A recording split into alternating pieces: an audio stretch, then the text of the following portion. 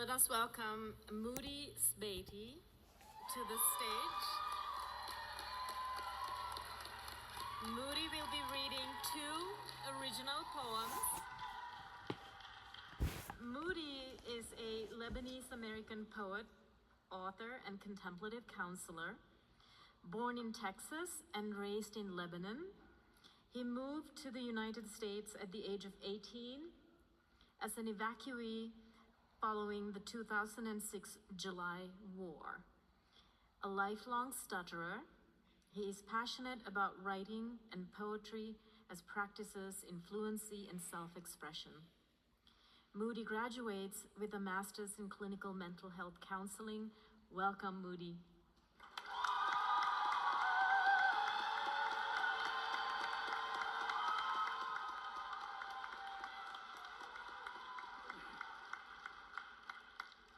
Assalamu alaikum, shalom, and peace to everybody here.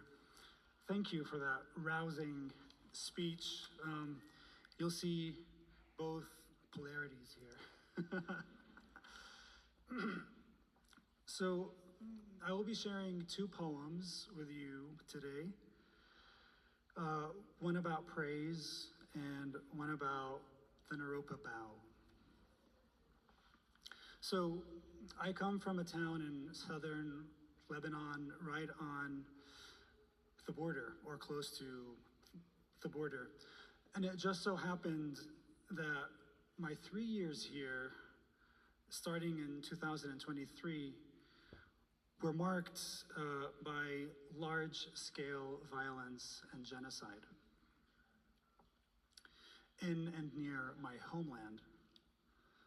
And if it were not for being in a community of practice and for my beloved, I don't know that I would have been able to sustain my way this far. So I find a lot of reason to praise. As the poet Rilke writes, "Tell us, poet, what you do. I praise." And so we can see that there is no question that the world is deeply suffering today. And what else is there to do but be grateful that we exist at all, that we can be here and celebrate. This is in praise of.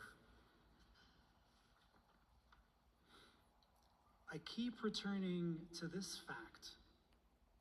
Something exists. It could have been otherwise. The ground could have not been.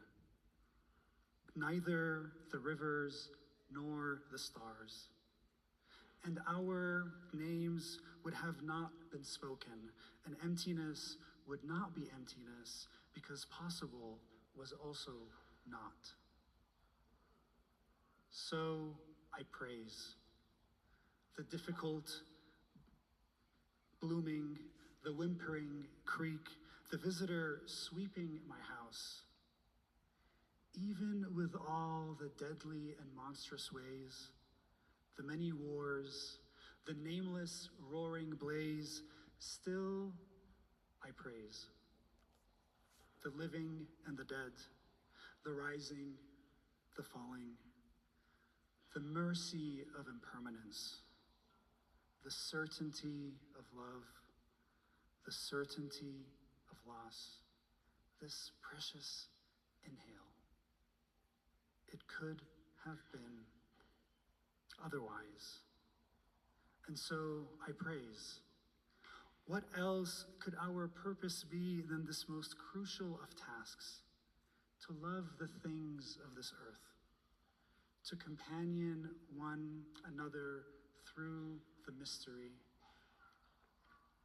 to bear ourselves in beauty and in terror, to pray, to sing, to let this eternal river flow from our lips over and over again in testimony. We were here. We lived for a short while. We noticed. We praised.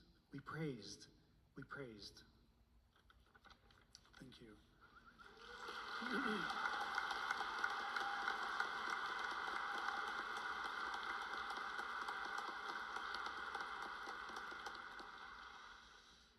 this second poem, Naropa is a unique place, and so it comes with unique joys and very much unique challenges. Yes. One of my favorite traditions here is the bow. We start every class meeting with a bow. And how would our world change if we were to bow everything and everyone with such sincerity?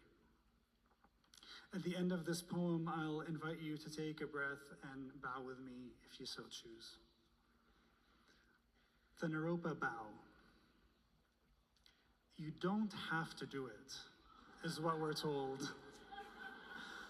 But the gesture is welcome all the same. Gather everything you know to be true in this moment. Your fears, your loves, your joys, your worries, this immeasurable day. Feel the integrity of the ground rise up through your spine. Let the soft contour of the circle slide open your heart. Then, after you have sufficiently dropped into stillness, and because you love this only world, offer yourself to it. Yes, even though this place is far from perfect, even though you have traveled far, full of hope on the promise of a better way, but you know now that expectation and disappointment are sinister lovers. You know now that the world is worthy just as it is. Where else could you be but here? So if you are feeling called, if the great mystery has moved even a pulse in you, bow your head to the circle, down to the wisdom of your own heart. Honor each being around you as a divine gift, this great reverence that daily holds our world.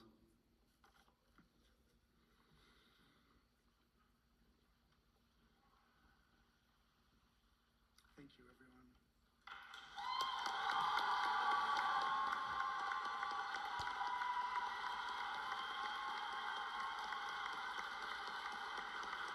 Thank you, Moudi.